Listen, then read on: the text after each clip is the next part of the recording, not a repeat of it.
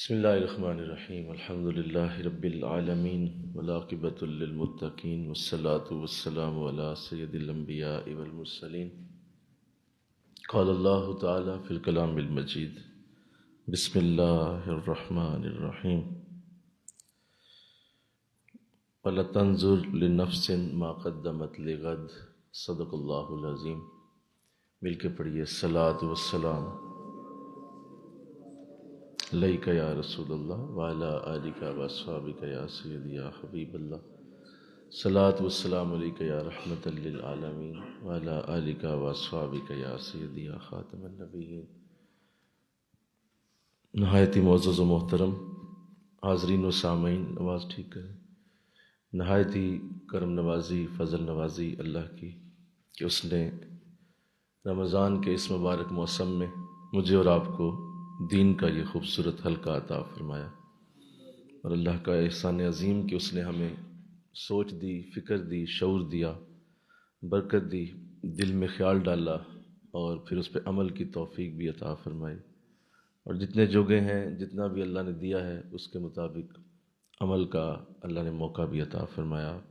سیکھنے سکھانے کی یہ خوبصورت ترتیب دی گئی، اور گزشتہ 17 سالوں سے اس کا یہ خوبصورت انتظام ہر سال ہونا اس بات کی ضمانت ہے کہ اللہ نے اسے قبول فرمایا، اور مزید اللہ انشاءاللہ آئندہ آنے والے سالوں میں اس کو اور برکت عطا فرمائے۔ رمضان کی بہاریں اپنی جگہ بے حد و حساب برکت رکھتی ہیں، اور یہ دیکھا گیا ہے کہ جو رمضان میں عمل کیا جاتا ہے اللہ اسے ہمیشگی عطا کرتا ہے، وہ چلتا رہتا ہے۔ انشاءاللہ اتوار کے دن ہمارا بڑا خاص دن ہے۔ قبلہ عالم اسلام آباد سے خاص طور پہ آپ اپنے سالانہ درس قرآن کے لیے تشریف لائیں گے انشاءاللہ، اور ہماری فری کلینک الشفا فری کلینک کا بھی افتتاح ہے۔ آپ اپنے دست مقدس سے ہمارے اس عظیم الشان منصوبے کا افتتاح کریں گے جو انشاءاللہ آنے والے دنوں میں مخلوق کی خدمت کا ایک بہت بڑا مرکز ہوگا انشاءاللہ۔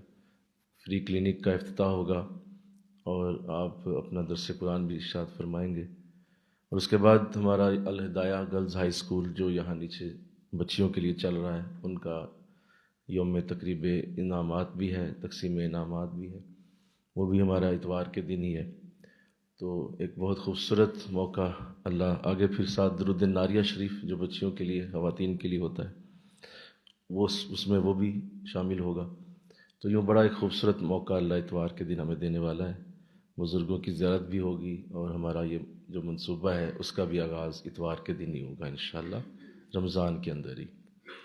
اللہ اس کی توفیق عطا فرمائے۔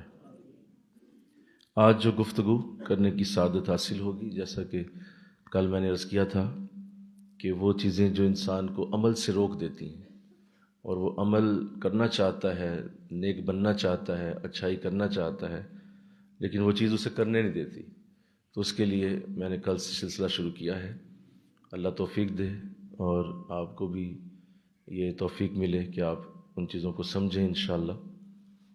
کل جو عرض کیا گیا کہ دنیا کی محبت انسان کو روکتی ہے، اور یہ بڑی تفصیل سے گفتگو کی گئی کہ اگر کسی شخص کے دل میں دنیا کا پیار ہے تو وہ چاہتے ہوئے بھی نیک نہیں ہو پائے گا، چاہے کتنا ہی اس کو آپ سمجھا لیں، بتا لیں، آپ اس کو گھول گھول کے اللہ کا دین، قرآن کی آیتیں اس کو پلاتے چلے جائیں، پھر بھی اس کا کوئی فائدہ نہیں، کیونکہ اس کو دنیا سے پیار ہی بڑا ہے۔ وہ دنیا کے جھمیلوں میں پھنسا ہوا انسان ہے، ہر وقت اس کے ذہن میں یہی سوال رہتا ہے کہ کسی طرح کوئی دنیا کا ہی کام کوئی ہو جائے، تو ایسا شخص پھر کبھی بھی اللہ کی معرفت نہیں پا سکتا، اس کے لیے اللہ کا رستہ ناممکن ہے، سوال ہی پیدا نہیں ہوتا۔ تو اس لیے وہ یہ رکاوٹ تھی جو کل عرض کی گئی۔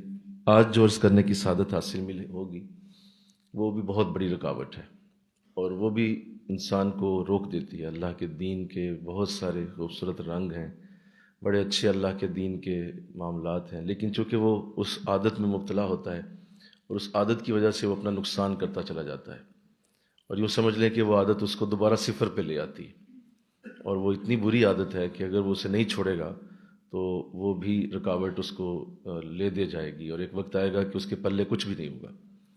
تو اللہ اس عادت سے محفوظ فرمائے۔ جو بھی عرض کرنے لگا ہوں یہ اتنی خطرناک ہے کہ یہ ایک تو یہ کہ یہ کبھی کبھی نہیں ہوتی، یہ ہر وقت ہوتی ہے، یعنی ایسا یہ انداز ہے کہ یہ ہر وقت آپ کے ساتھ چمٹا رہے گا، اور اگر یہ آپ نے اس رکاوٹ کو دور نہ کیا تو پھر آپ نیکی کر کے بھی نیک نہیں ہوں گے.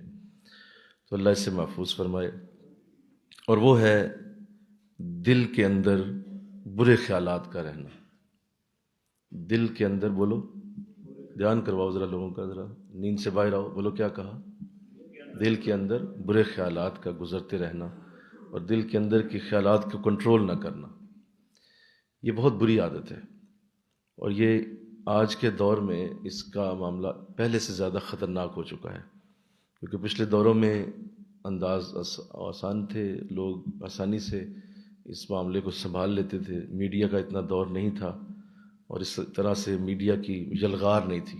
اب معاملہ بہت فرق پڑ چکا ہے، اب انداز ذرا بدل چکے ہیں، اور اب اس کو سنبھالنا مشکل ترین اعمال میں سے ہے کہ اب اپنے دل کے خیالات کو کنٹرول کریں، اور دل کے اندر کی جو خیالات کی پاکیزگی ہے وہ آپ کو اللہ نصیب کرے. آمین کہہ دو ذرا. حضور کی حدیث سنیے. آقا علیہ السلام نے ارشاد فرمایا، اللہ سے حیا کرو جیسے حیا کرنے کا حق ہے. اللہ سے حیا کرو، بولو، جیسے حیا کرنے کا حق ہے. اللہ سے حیا کرو اور اپنے سر کی حفاظت کرو، اور جو اس کے ارد گرد ہے اس کی بھی حفاظت کرو. یہ حضور کی حدیث ذرا دہرا لیجئے. اللہ سے حیا کرو جیسے اس سے حیا کرنے کا حق ہے، اور اپنے سر کی حفاظت کرو، اور اس کے ارد گرد جو چیزیں ہیں اس کی بھی حفاظت کرو. اب سر کے اندر دماغ ہے اور اس کے ارد گرد آنکھیں ہیں، کان ہیں، زبان ہے. تو حضور اصل میں اس کی طرف توجہ کر رہے ہیں کہ آپ اس کی طرف دھیان کریں کہ اپنے سر کی حفاظت کریں. سر سے مراد یہ نہیں کہ بالوں کی حفاظت کریں یا کھوپڑی کی حفاظت کریں، اس سے مراد جو اس کے اندر ہے، جو دماغ ہے، اس کی حفاظت کریں کہ اس کے اندر جو ہے وہ برے خیالات کو نہ گزرنے دیں. دماغ کی مثال جو ہے وہ ایک چوراہے جیسی ہے، ایک چوک جیسی ہے جس میں سے گاڑیاں گزر رہی ہوتی ہیں. تو آپ دیکھیں کہ کوئی گاڑی وہاں رک نہیں سکتی. اگر چوک میں گاڑی رک جائے تو ساری ٹریفک بلاک ہو جاتی ہے اور پورا علاقہ پریشان ہو جائے گا، ہر بندے کو تکلیف ہو جائے گی. کیوں؟ کیونکہ آپ نے دیکھا کہ چوک میں ایک گاڑی رکی ہوئی ہے اور اس گاڑی نے تمام جگہوں کی گاڑیوں کو بند کر دیا. ایسا ہی ہے، بولو. تو بالکل ایسا ہی ہوتا ہے. اگر آپ نے کسی خیال کو دماغ میں روک دیا، اب وہ آپ کا جینا حرام کر دے گا. کیوں؟ کیونکہ وہ چوک میں رک گیا ہے. آپ نے اسے رکنے نہیں دینا ہوتا. آپ نے اسے آیا چلا گیا، آیا چلا گیا، آیا چلا گیا. اللہ نے بنایا اسے ایسے کہ آپ خیالات کو روک نہیں سکتے. تو خیالات کا آنا رک نہیں سکتا. کوئی کہے کہ نہیں مجھے کوئی خیال نہیں آتا، یا میں جب نماز پڑھتا ہوں یا پڑھتی ہوں تو مجھے کوئی خیال نہیں آتا، بڑا آسانی سے نماز پڑھ لیتا ہوں، تو یہ جھوٹ ہے. یہ بہت بڑا جھوٹ ہے، فراڈ ہے. ایسا ہو ہی نہیں سکتا. ممکن ہی نہیں کہ آپ کو خیالات نہ آئیں. خیالات ضرور آئیں گے، انہیں روکنا نہیں ہوتا، انہیں آپ نے جانے دینا ہوتا ہے. اس کو جانے دیجیے، اس کو اور آگے جانے دیجیے، اور آ جائے گا پھر جانے دیجیے، اور آئے گا پھر جانے دیجیے. اگر آپ نے اسے روکا تو وہیں سے برائی کا آغاز ہوگا.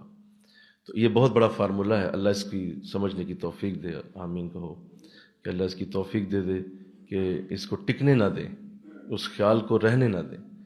اس کو اوور تھنکنگ بھی کہتے ہیں. اوور تھنکنگ بہت بڑی بیماری ہے. اس کا مطلب یہی ہے کہ آپ روک دیتے ہیں خیالات کو. کہ آپ کے ذہن میں خیال چلا، کوئی سوچ آئی کہ ایسا ہوا تھا زندگی میں، تو ایسا ایک ریپینٹیشن ہوئی، آپ پچھتائے کسی بات پہ کہ کاش ایسا نہ ہوتا. اب وہ کاش ایسا نہ ہوتا ایک بار سوچا آپ نے، لیکن اس کو ملٹیپلائی کر کے 100 دفعہ دماغ نے آپ کو کہہ دیا، اور وہ آپ بار بار اسی کو سوچ رہے ہیں. بس یہیں سے اب بیماری کا آغاز ہو جائے گا. کیوں؟ آپ نے اسے روک دیا ہے دماغ میں. تو اس سے بچیں انشاءاللہ، اس سے بچیں. یہ نہ ہونے دیں. یہ فارمولہ سمجھ جائیں، اس کو نہ ہونے دیں. جیسے کھانا آپ کھا رہے ہیں تو کھانا کھاتے کھاتے مکھی آئے گی. مکھیوں کو تو آپ نہیں روک سکتے. مکھیاں ظاہر ہے جس ماحول میں آپ رہتے ہیں مکھیاں ہوتی ہیں، تو مکھی آ جائے گی. مکھی آ کے بیٹھنے لگے گی، آپ اسے اڑا دیں گے، اڑ جائے گی. آپ پھر کھانا کھا رہے ہوں گے، پھر آئے گی، آپ پھر اڑا دیں گے. تو یہی ہوتا ہے. آپ جتنی بار وہ آئے اڑا دیں، جتنی بار آئے اڑا دیں، ختم. کھانا آپ کھاتے جائیں. یہ نہیں ہوتا کہ مکھی آ گئی، اب مکھی کے پیچھے بھاگ گئے. آپ اٹھے، کھانا وہیں پڑا ہوا ہے اور مکھی کے پیچھے جا رہے ہیں. کدھر جا رہی ہے اور کدھر جا رہی ہے، اور دروازے تک چلی گئی ہے. لو، آپ پیچھے کیوں جا رہے ہیں اس کے؟ آپ نے اڑا دینا تھا، ختم. تو یہی انسان کے خیالات ہوتے ہیں انشاءاللہ، کہ ان کو آپ نے کنٹرول اس طرح کرنا ہوتا ہے کہ آپ نے انہیں رکنے نہیں دینا. اور دیکھیے گا یہ آپ کے دماغی صحت کی بہت بڑی علامت ہوتی ہے، اور جس شخص کا دماغ صحت مند ہو جائے اللہ اس کے جسم کو بھی صحت مند کر دیتا ہے، اللہ اس کی روح کو بھی صحت مند کر دیتا ہے۔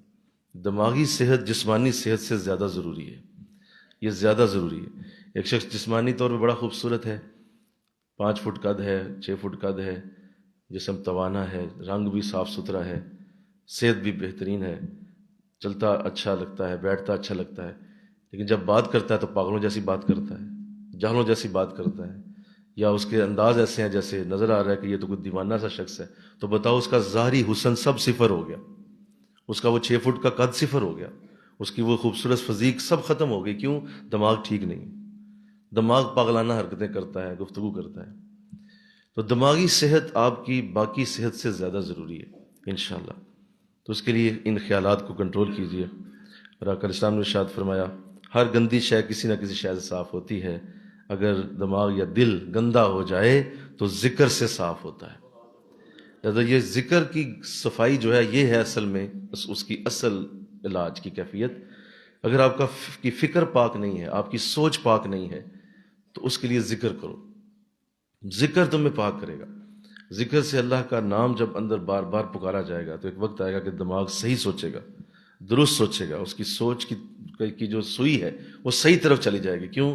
اللہ کا نام بار بار اس کے اندر گونج رہا ہے، وہ بار بار توجہ اللہ کی طرف کرتا ہے، بار بار توجہ اللہ کی طرف کرتا ہے۔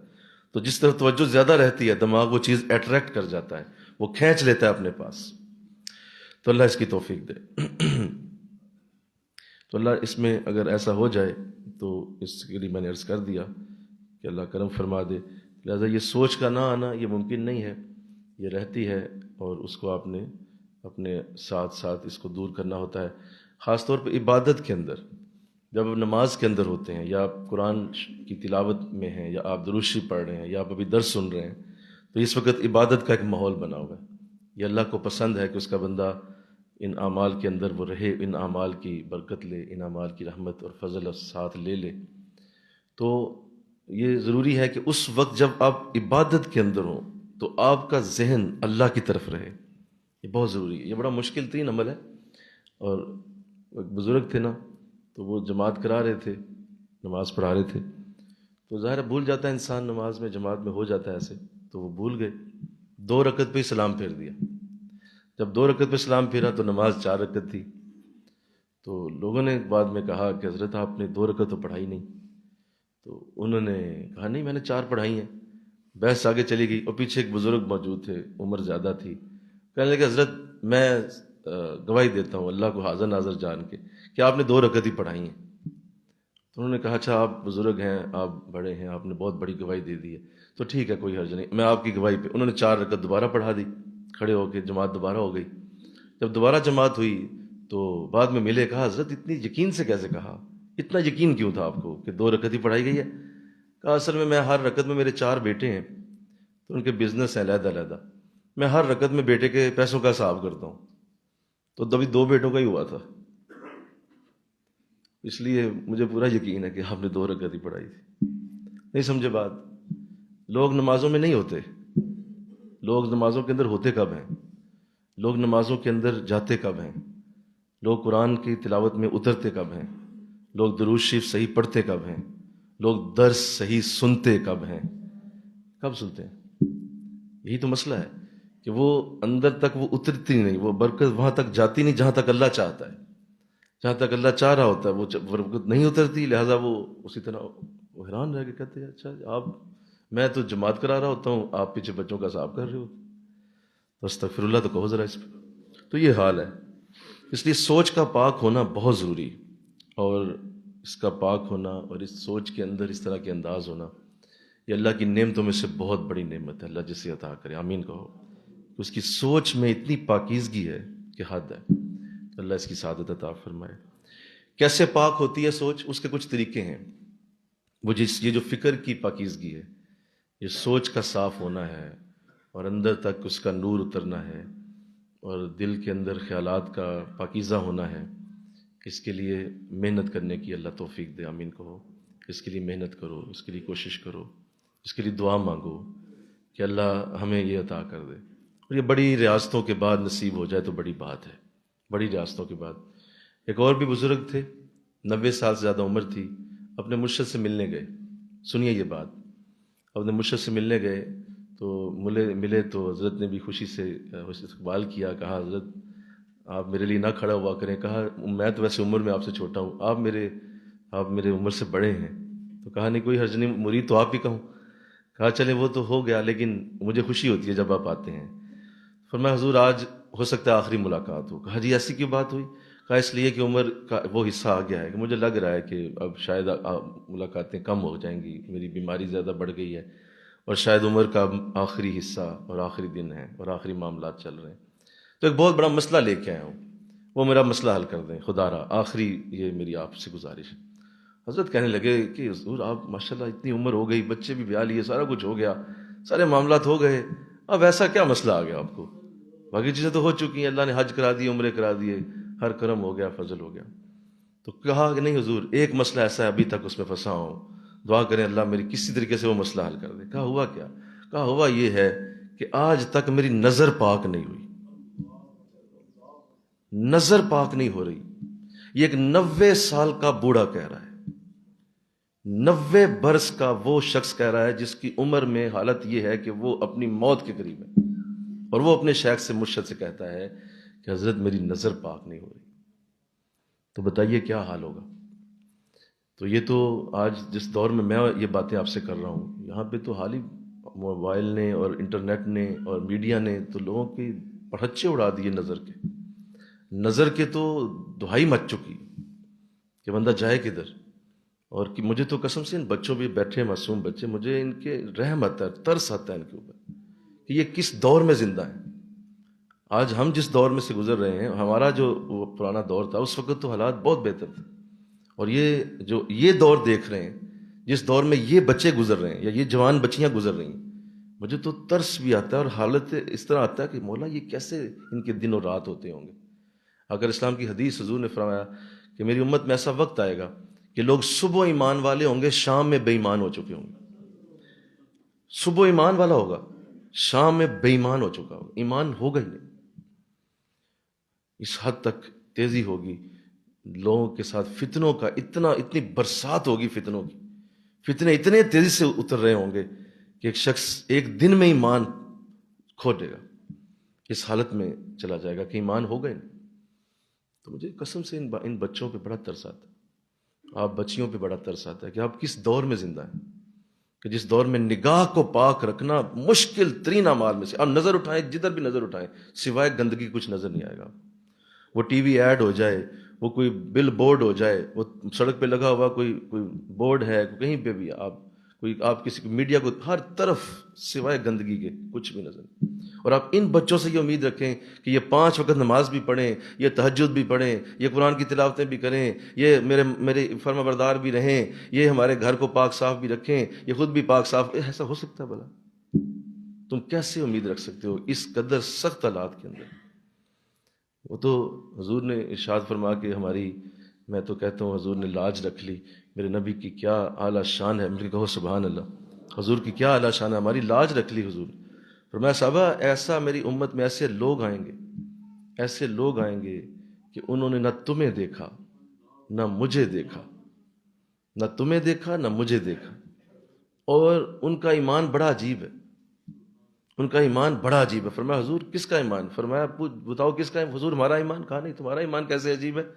تمہارا ایمان عجیب نہیں ہو سکتا، تم تو روز مجھے دیکھتے ہو، میری زیارت کرتے ہو، جبریل آ رہے ہیں، قرآن اتر رہا ہے، تمہارے سامنے سب کچھ ہو رہا ہے، تمہارا ایمان کیسے عجیب ہو سکتا ہے؟ تمہارا ایمان سادہ سا ایمان ہے، ٹھیک ہے، سامنے حضور موجود ہیں، قرآن اتر رہا ہے۔ کہا حضور تو پھر ہمارے بعد والوں؟ کہا نہیں، ان کا ایمان بھی عجیب نہیں، انہوں نے تمہیں دیکھا ہوگا، عمر کو دیکھا ہے، ابوبکر کو دیکھا ہے، علی کو دیکھا، عثمان کو دیکھا، مجھے تو نہیں دیکھا، لیکن تمہیں دیکھا، تو تم نے مجھے دیکھا، تو اس لیے ان کا ایمان بھی عجیب نہیں۔ کہا تو حضور پھر ان کے بعد؟ کہا نہیں، ان کا بھی، انہوں نے ان کو دیکھا جنہوں نے تمہیں دیکھا، تو ان کا ایمان بھی عجیب نہیں۔ حضور تو پھر کس کا ایمان عجیب ہے؟ فرمایا حضور نے آنکھوں میں آنسو لا کر، ان لوگوں کا ایمان بڑا ہی عجیب ہوگا جنہوں نے نہ مجھے دیکھا نہ تمہیں دیکھا، نہ تمہارے بعد آنے والے جنہوں نے تمہیں ان کو دیکھا، ان کو بھی نہیں دیکھا، اس کے باوجود وہ میرے نام پہ اپنی جانیں قربان کر دیا کریں۔ کچھ بھی نہیں دیکھا. تو یہ حضور نے میری اور آپ کی لاج رکھ لی. ہم نے کچھ نہیں دیکھا، لیکن اس کا اظہار ہماری امت سے ہوتا ہے کہ لوگ حضور کی نام پہ جانیں قربان کر رہے ہیں، حالانکہ نہ حضور کی کبھی زیارت ہوئی، نہ صحابہ کی ہوئی، نہ کسی اور کی ہوئی. تو اللہ اس فتنے سے محفوظ فرمائے. یہ نظر کی حفاظت بہت بڑی سعادت ہے، اور آقا اسلام نے ارشاد فرمایا خوش نصیب ہے وہ جسے اللہ یہ عطا کر دے اور آج بھی وہ اس سے بچ جائے. حضور نے اسے خوش نصیب کہا اور فرمایا کہ نظر شیطان کے تیروں میں سے ایک تیر ہے. نظر شیطان کے تیروں میں سے ایک تیر ہے جو اگر چل جائے تو خطا نہیں جاتا. یعنی یہ اپنے نشانے پہ لگے گا. یہ ہو ہی نہیں سکتا کہ آپ اس نظر کے تیر کو دیکھیں کہ یہ خطا ہو جائے. یعنی اس نے سیدھا تیرے دل کو زخمی کرنا ہے، اس نے سیدھا تیری کوئی عبادت ضائع کرنی ہے، اس نے سیدھا تیرے اندر بے سکونی پیدا کر دینی ہے. کیوں؟ فوراً اس کا نشانہ درست جگہ پہ جا کے لگے گا، کیونکہ آپ نے اسے استعمال کر لیا. یہ نظر کا تیر خطا نہیں جاتا، کسی صورت نہیں جاتا. اس کی مثال ایسے ہے جیسے آپ گھر میں روشن دان بنائیں. روشن دان آپ نے بنایا ہوا ہے تو روشن دان سے گرد آنی آپ بچ نہیں سکیں گے، مٹی کو روک نہیں سکیں گے آپ. وہ گرد اندر آئے گی، وہ آپ کے گھر کی چیزوں پہ پڑے گی، وہ آپ کی بیڈ پہ پڑے گی، وہ آپ کی الماری پہ پڑے گی، وہ آپ کی ٹیبل پہ پڑے گی، فرش پہ پڑے گی. وہ پورے کمرے کو گندا ضرور کرے گی کیونکہ روشن دان کھلا ہوا ہے. یہی انسان کی نظروں کی مثال ہے، یہی انسان کی آنکھوں کی مثال ہے. اگر آپ نے اسے اس طرف کھولا تو آپ اس سے بچ نہیں سکتے. ممکن ہی نہیں ہے کہ آپ نظر کو بچا سکیں اور پھر اس کی گندگی سے محفوظ رہ سکیں. اس لیے اس رکاوٹ کو عبور کیجئے. انشاءاللہ بولو ذرا. بڑا بننا چاہتے ہو اپنی نظر کو کنٹرول میں کر لو، اپنی نظر کی حفاظت کو سیکھ لو، اس کے اوپر کوئی کمپرومائز نہ کرو. تم کتنے ہی نیک ہو اپنے آپ کو نظروں کے اوپر نہ لاؤ، مشکل ہو جائے گی. تو اللہ اس سے محفوظ فرمائے. اللہ اکبر. ایک بزرگ تھے ایسے، وہ بھی اپنے گھر میں داخل ہوئے تو گھر میں آئے تو مسکرا رہے تھے. مسجد سے آئے تھے نماز پڑھ کے، تو ظاہر خواتین بھی مسجد میں نماز پڑھتی تھیں. تو گھر آئے تو اہلیہ مسکرا کہنے لگی، بڑی مسکراہٹ ہے چہرے پہ، لگتا ہے آج کوئی ایسا معاملہ بنا ہے، کوئی دیکھا ہے خوبصورت بندہ آپ نے. تو خیر عورتیں ہوتی ہیں، کچھ ایسا انداز ہوتا ہے ان کا بھی. اس نے کہا کہ آپ نے کچھ دیکھا ہے ایسا، اس لیے بڑا مسکرا رہے ہیں آپ. تو پھر جو ہے وہ کہنے لگے ایسا کیا ہوا؟ کہا نہیں، آپ چہرے پہ بڑی مسکراہٹ ہے. کہا خدا کی قسم اٹھاتا ہوں، سوائے اپنے پاؤں کے انگوٹھے کے ناخن کے اور کچھ بھی نہیں دیکھا. یعنی نظریں نیچے جھکا کے آیا ہوں، یعنی اپنے پاؤں کے انگوٹھے کے ناخن کے کچھ نہیں دیکھا. تو اللہ اس کی توفیق عطا فرمائے. اس لیے قرآن میں اللہ نے مردوں کو حکم دیا کہ اپنی نظریں جھکا کے چلو. نظریں بولو جھکا کے چلو. نظریں جھکائیں، اٹھا کے نظریں چلنا یہ تمہیں مصیبت میں ڈالے گا. نظریں جھکانا سیکھو اور نظریں جھکا کے چلنے کی عادت بناوا. کل اسلام کی عادت مبارکہ بھی یہی تھی. گو کہ آپ کی نظر اس قدر اعلیٰ ہے کہ اٹھ گئی جس طرف دم میں دم آ گیا، اس نگاہ عنایت پہ لاکھوں سلام. حضور کی نظر تو اٹھے تو کرم اٹھاتی ہے نا، اٹھے تو نظر فضل کرتی ہے، رحمت کرتی ہے. اس کے باوجود حضور نظر جھکا کے چلتے تھے. بلکہ کہو سبحان اللہ، بولیے. اس کے باوجود، حالانکہ آپ کی نظر تو پاک تھی، آپ کی نظر تو اعلیٰ تھی، آپ کی نظر تو اس قدر اونچی ہے، بلند ہے کہ وہ تو جدھر اٹھے ادھر کرم کی فضل کی لہریں بہرے ہو جائیں تو میرا نبی نظر جھکاتا ہے. تو ان کو نظر جھکانے کی ضرورت نہیں تھی اور وہ جھکاتے تھے. اور ہمیں ضرورت ہے اور ہم نہیں جھکاتے. ہمیں ضرورت ہے کہ ہم نظروں کو جھکا کے چلیں اور اپنے آپ کی اس طرح سے حفاظت کریں کہ کوئی ایسا معاملہ نہ بن سکے. بعض اوقات ایسا ہوتا ہے، سنیے، بعض اوقات ایسا ہوتا ہے کہ ایک نظر سے انسان کا ایمان چلا جاتا ہے. یہ بھی ایک بہت بڑی مصیبت ہے. ایک نظر آپ نے اٹھائی اور اللہ ایمان سے محروم کر دیتا ہے. اس کی مثالیں موجود ہیں، اس کی مثالیں موجود ہیں بزرگوں کی زندگیوں میں، واقعات موجود ہیں کہ ایسا کیا گیا تو ایک حافظ قرآن کو پورا قرآن ہی بھول گیا. ایسا کیا گیا، ایک بہت بڑا عابد تھا، اس نے جب ایسا عمل کیا تو اللہ نے اس کی عبادت کی لذت چھین لی. ایسا کیا گیا کہ جب کوئی کسی نیک نے ایسا عمل کیا تو اللہ نے اس کی نیکی کو ضائع کر دی. اس کی وجہ یہ ہے کہ اصل میں مسئلہ یہ ہوتا ہے کہ جب آپ کسی کی طرف ایسی نظروں سے دیکھتے ہیں تو یہ نظریں جو ہیں، اس طرح کی نظروں کا حق صرف اللہ کو حاصل ہے کیونکہ اللہ چاہتا ہے میرا بندہ مجھے ان نظروں سے دیکھے، یہ پیار کی نظریں میری طرف اٹھائے، یہ محبت کی نظریں میری طرف اٹھائے، یہ مجھے دیکھے ایسے، یہ میرے معاملات کو پیش نظر رکھے اور اس کی طرف ایسی نظریں اٹھائے۔ جب وہ ایسا نہیں کرتا تو اللہ کی ایک غیرت ہے، اللہ غیرت والا ہے، اور آقا الاسلام نے ارشاد فرمایا اللہ سب سے بڑا غیرت والا ہے، اور اس کے بعد میں محمد غیرت والا ہوں صلی اللہ علیہ وسلم۔ اپنے بارے میں بھی کہا کہ اللہ غیرت والا ہے اور پھر میں محمد غیرت والا ہوں۔ لہٰذا وہ نظر جب اللہ کی طرف نہیں جاتی اور کسی اور کی طرف جاتی ہے تو اللہ غیرت والا ہے۔ اللہ کہتا ہے مجھے دیکھنے کی بجائے کسی اور کو کیوں دیکھا؟ لہٰذا ایمان کی دولت چھین لیتا ہے، ایمان اٹھا لیا جاتا ہے، ایمان کا نور دل سے اٹھا لیا جاتا ہے۔ اور یہ بھی حدیث سن لیجئے، ارشاد فرمایا کہ 40 دن تک، کتنے دن تک بولیے؟ 40 دن تک جس نے اپنی نظروں کو پاک کیا وہ عبادت کی لذت اپنے دل میں محسوس کرے گا، اسے مٹھاس آئے گی، اس کے سجدے میٹھے ہو جائیں گے، اس کی رکوع میٹھے ہو جائیں گے، اس کی تلاوتیں میٹھی ہو جائیں گی۔ یہ جو آپ بیزاری سے باتیں کرتے ہیں نا، جو بیزاری سے تلاوت ہوتی ہے، جو بیزاری سے درود پڑھا جاتا ہے، جو بیزاری سے سجدے ہو رہے ہوتے ہیں، اس کی وجہ نظروں کا پاک نہ ہونا ہوتا ہے۔ آپ نظروں کو پاک کر دیں، یہ ساری چیزیں میٹھی ہو جائیں گی، اللہ ان میں مٹھاس پیدا کر دے۔ کیوں؟ کیونکہ آپ کی نظریں پاک ہو گئی۔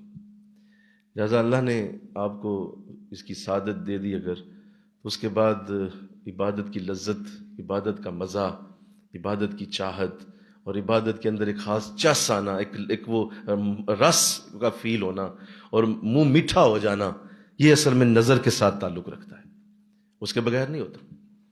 تو اللہ اس کی توفیق دے، آمین کہہ دو۔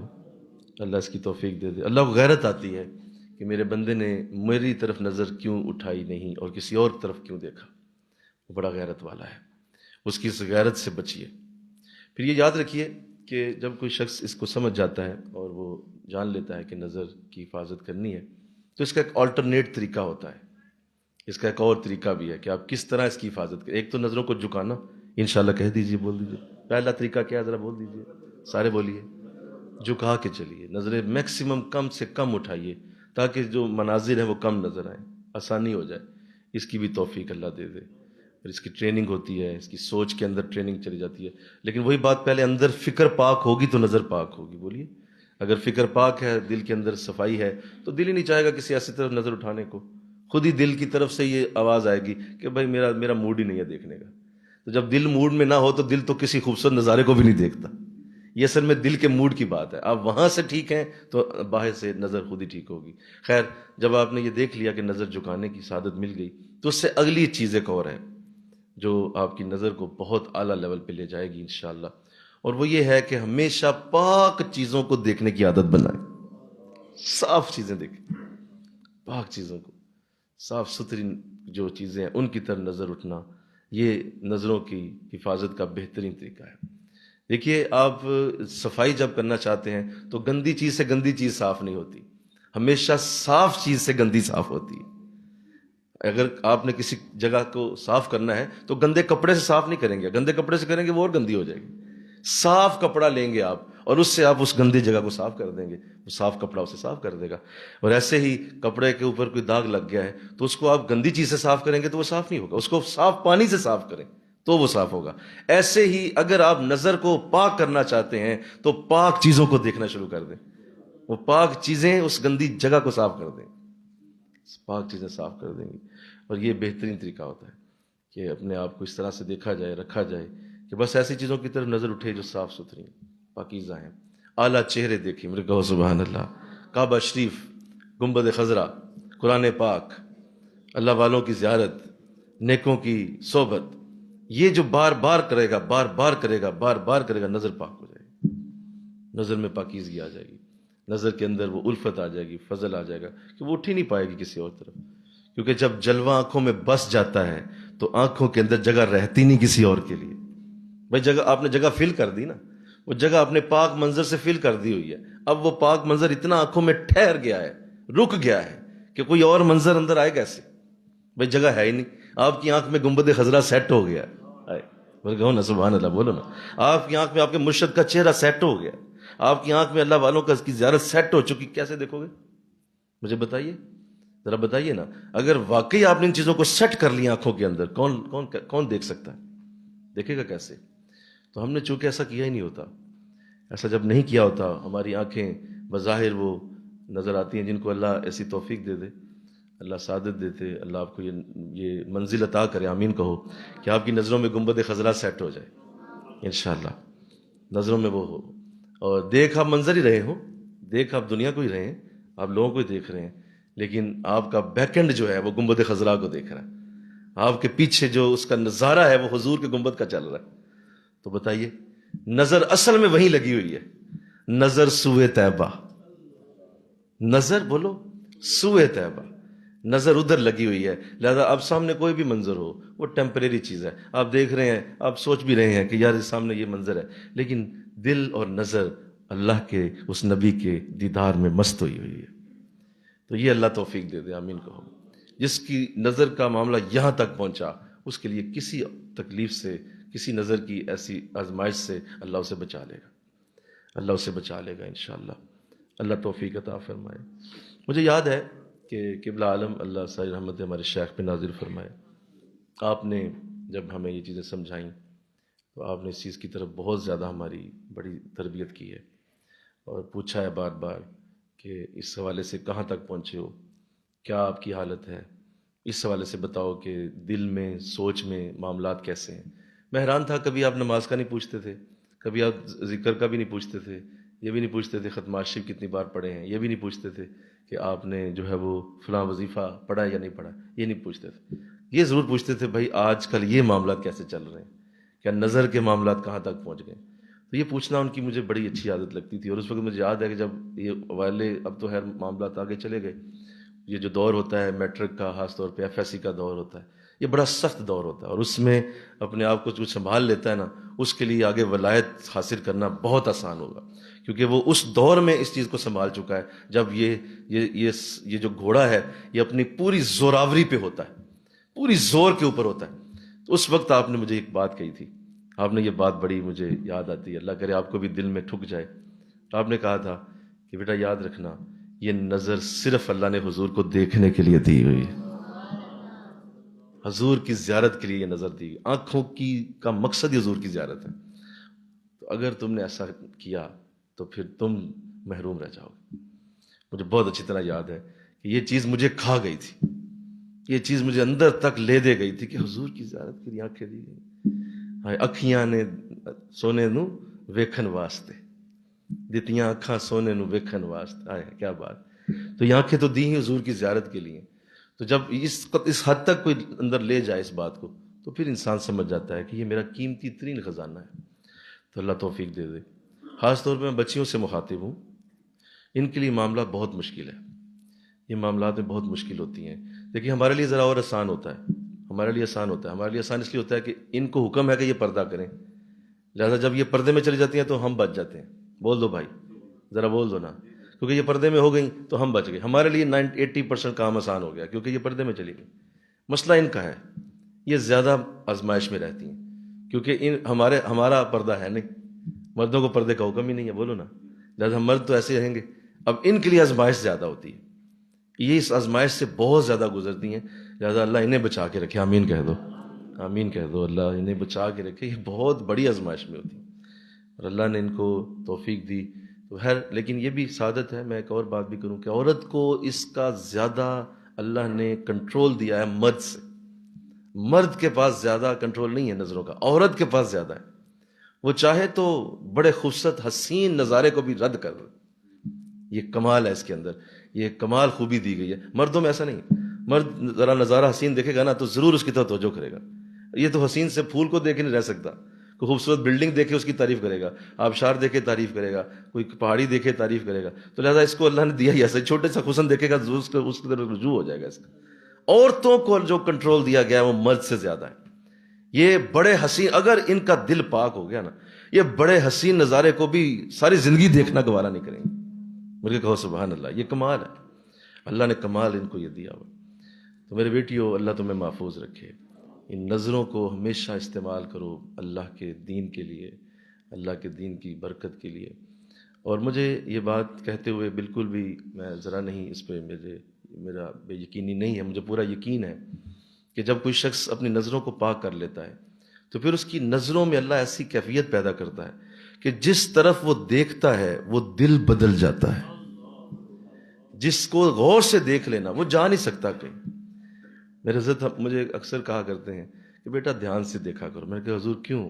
کہا اس لیے جس طرف دیکھو گے نا وہ رہ جائے گا، وہ ختم ہو جائے گا.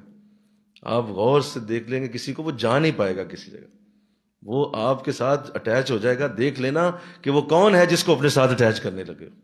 کیوں؟ کیونکہ اس نظر کی برکت اس کے دل تک ضرور پہنچے گی، یہ نظر کی رحمت پہنچ جائے گی. اللہ. اور یہ ایسا ہوتا ہے، ایسا اس طرح بھی ہوتا ہے کہ اصل میں یہ حضور کا بھی دیا ہوا تحفہ ہے. میرے کہو سبحان اللہ، یہ حضور کا تحفہ ہے. آقا اسلام کھڑے تھے، موجود تھے. آپ مدینہ کی گلی میں کھڑے ہیں اور صحابہ کچھ ساتھ کھڑے ہیں کہ جو ہے وہ حضرت داہیہ کلبی رضی اللہ تعالیٰ عنہ جو اس وقت ایمان نہیں لائے تھے، وہ گزرے قریب سے. دھیان کیجیے گا، قریب سے گزرے. تو اب حضور باتیں فرما رہے ہیں، گفتگو کر رہے ہیں کہ چونکہ قریب سے گزرے تو حضور نے نظر اٹھا کے نا ان کی طرف دیکھ لیا گزرتے ہوئے. تو خوبصورت بہت تھے حضرت داہیہ کلبی، بہت خوبصورت تھے. اور یہ اتنے حسین جوان تھے کہ ان کی شکل میں حضرت جبریل آتے تھے. حضور سے ملنے کے لیے جب آتے تھے حضرت داہیہ کے روپ میں آتے تھے اور حضور سمجھ جاتے جبریل آئے، کیونکہ وہ تو ایمان نہیں لائے ہوئے تھے. تو یہ بہت حسین جوان تھے. تو یہ قریب سے گزرے تو حضور کی نظر پڑ گئی. جب نظر پڑی تو دونوں کی آنکھیں چار ہو گئیں. وہ بھی، انہوں نے بھی دیکھا، انہوں نے بھی دیکھا. دو نظروں سے نظریں بولو مل گئیں، چاروں گزر گئے. تھوڑا سا آگے 10 قدم 15 قدم گئے، رک کے مڑے واپس حضور کی خدمت میں. رک کے حضور کے آپ پاس آ گئے. حضور متوجہ ہو گئے. فرمایا داہیہ آپ واپس آ گئے؟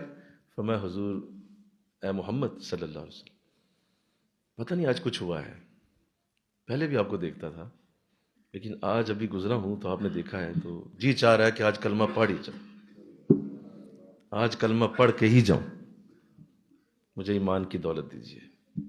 تو بعض اوقات نظر انسان کے اندر تک چلی جاتی، پینیٹریٹ کر جاتی. تو وہ دیکھا تھا بس. مل کے کہو نا سبحان اللہ، بولیے. گزرتے ہوئے دیکھا. اس طرح سے عبداللہ بن سلام رضی اللہ تعالیٰ عنہ جو یہودی علماء میں سے تھے، جب حضور کی خدمت میں حاضر ہوئے پہلی بار تو انہوں نے بھی یہی عمل کیا کہ دروازے سے جب داخل ہوئے مسجد نبوی کے اندر آنے لگے. اب حضور سامنے بیٹھے ہیں، دروازے سے جب اندر آ رہے ہیں تو حضور کی نظر، صحابہ تو حضور کو دیکھ رہے تھے، یہ حضور کی نظر ادھر چلی گئی. جب آپ کی نظر ان سے ملی، دونوں کی نظریں چار ہوئیں. حضرت عبداللہ بن سلام فرماتے ہیں مجھے آنکھیں جھپکنا ہی بھول گیا. یعنی یہ نظریں کیا چیز ہوتی ہیں کہ آنکھیں جھپکنا ہی، فرماتے ہیں میں بھول گیا اور مجھے خیال ہی نہ رہا کہ میں کہاں ہوں. چلتا ہوا روبوٹ کی طرح حضور کی خدمت میں آ کے بیٹھ گئے اور دونوں گھٹنے حضور کے ساتھ لگا لیے، نظریں جھکا لیں اور فرمایا کہ میں کلمہ پڑھنا چاہتا ہوں. تو اگر اسلام نے فرمایا عبداللہ آپ ساتھ آئے ہیں، لوگ لے کے آئے ہیں، لوگوں کے ساتھ آئے ہیں، تو کچھ سوال کر لیں، تاکہ ان کو تسلی ہو جائے کہ آپ واقعی مان لائے ہیں اور کوئی سوال و جواب ہوا تھا. کوئی سوال کرے تو اب وہ جواب کتنا پیارا ہے. فرمایا اس چہرے کو دیکھ کر بھی اگر کوئی مسلمان نہ ہو تو کیا مسلمان ہو؟ اس چہرے کو جس نے دیکھ لیا وہ مسلمان ہی ہو جاتا. تو لہذا نظریں ہیں، یہ نظر تھی کہ جس نے مردوں کو مسیحا کر دیا.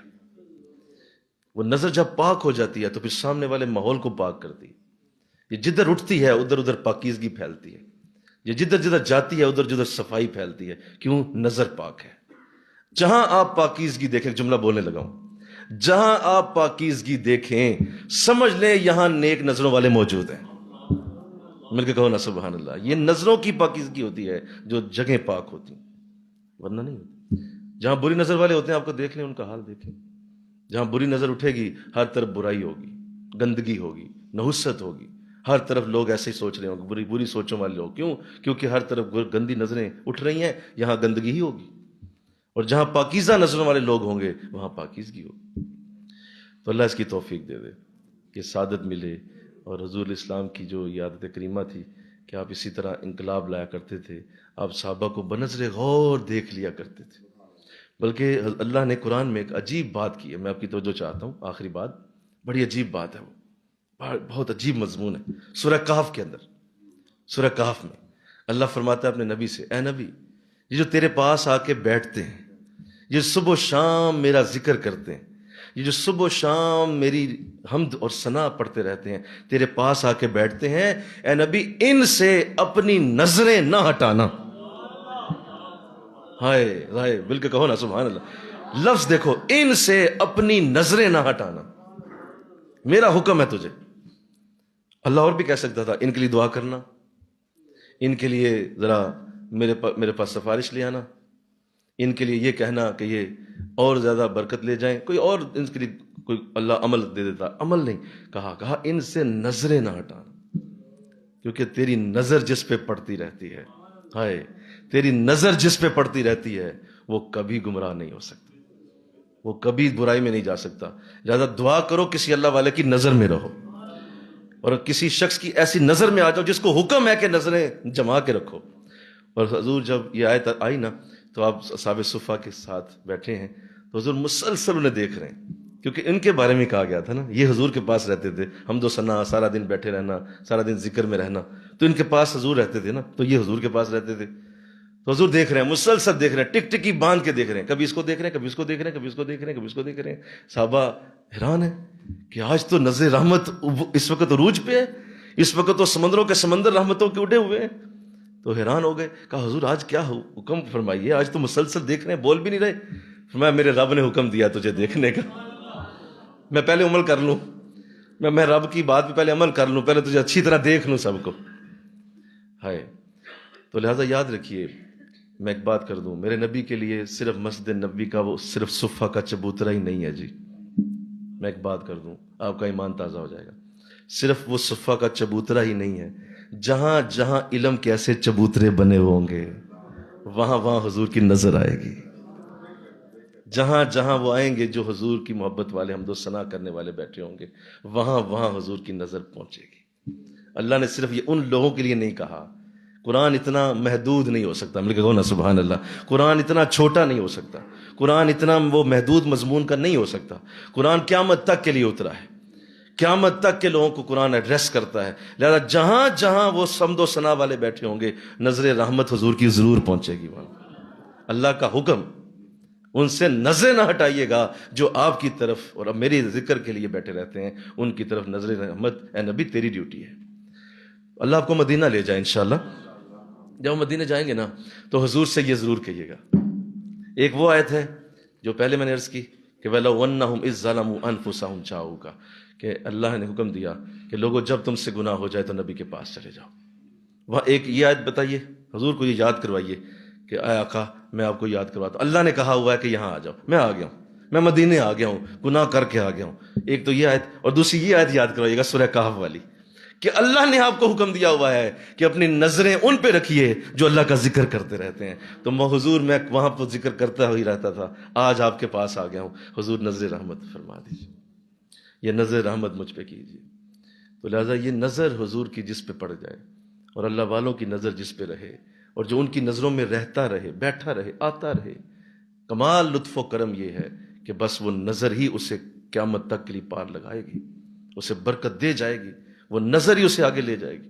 اور سنیے، جب حشر کے دن بھی ہم اٹھیں گے انشاءاللہ، کہو نا، حشر کے دن بھی جب ہم اٹھیں گے تو اس وقت بھی یہ نظریں ہی کام آئیں گی، اس وقت بھی نظریں ہی کام آئیں گی، آقا بھی دیکھیں گے میرے غلام کہاں کھڑے ہیں، یہ نظریں ہی کام آئیں گی اس دن۔ لہذا جو اس دن نظر میں آ گیا، آئے وہ کھڑا ہے میرا غلام، بس نظر پڑ گئی، جدھر نظر پڑ گئی وہ کھڑا کونے میں، وہ 100 میل دور ہے لیکن حضور کی نظر پڑ گئی ہے، بس اسی وقت جنت کی تمام برکتیں ادھر روانہ ہو جائیں گی جدھر نظر پڑی۔ تو رضا وہاں بھی نظر ہی کام آئے گی، وہاں بھی رحمت ہی اس طرح بنے گی کہ یہ نظریں ہی وہاں اٹھیں گی۔ تو اللہ ہمیں اس وقت حضور کو دیکھنے کی توفیق دے، ہمیں اس وقت حضور کی برکت ملے، اور جب انشاءاللہ ہم سب جائیں گے، اللہ ہمیں جنت میں لے جائے، وہاں بھی سب سے بڑا اعزاز اللہ کی زیارت کا اعزاز، وہ بھی نظر سے ہی ہوگا۔ بولو نظر کیا چیز ہے، آپ سمجھے ہو؟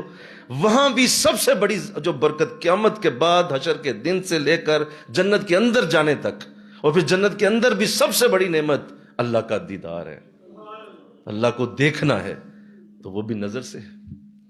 تو لہذا نظر کہاں تک لے گئی، بولو کہاں تک نظر نے پہنچایا؟ تو اللہ توفیق دے دے، اس کی حفاظت کرو، یہ اللہ کا قیمتی ترین راز ہے، اللہ کے دیے ہوئے قیمتی ترین رازوں میں سے، لہذا اس کے لیے اپنے آپ کو بس ذرا مینٹین کرو، اپنے موبائل کو مینٹین کرو، بس یہی ہے، اپنی چیزوں کو دیکھ لو کہ کون سی ایسی چیز ہے جو میری نظر کے لیے مشکل ہے، اس کو دور کر دو اپنے آپ سے، بالکل اپنے آپ سے اس کو پابندی میں لگاؤ، اور اس کے اوپر کوئی اپنے اوپر رحم نہ کرو، کوئی اپنے اوپر نہیں، کوئی بات تھوڑا سا دیکھ لیتا ہوں، ہلکا سا دیکھنا ہی تو ہے، یہ ہلکا سا ہے 1 منٹ سیکنڈ کی بات، او نہیں بھائی، یہ تجھے بہت دور لے جائے گا، اس سے بچو، اس سے جتنا زیادہ بچو گے اتنا دور تک برکت لے جائے گی، اتنی رحمت لے جائے گی۔ حضور کی حدیث پڑھ کے میں بات ختم کرتا ہوں، مضمون بہت خوبصورت ہے، ارشاد فرمایا کہ جو ایک بار اپنی نظر کو روکتا ہے اللہ اس کے لیے ایک جنت میں حور پیدا فرماتا ہے۔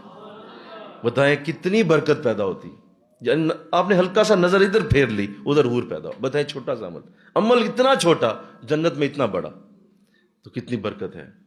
تو اللہ اس کی بھی توفیق دے، اور اللہ ہم سب کو ہماری نظروں کے ساتھ جو رکاوٹ ہے، معاملہ ہے، اس رکاوٹ کو بھی دور کرنے کی توفیق عطا فرمائے۔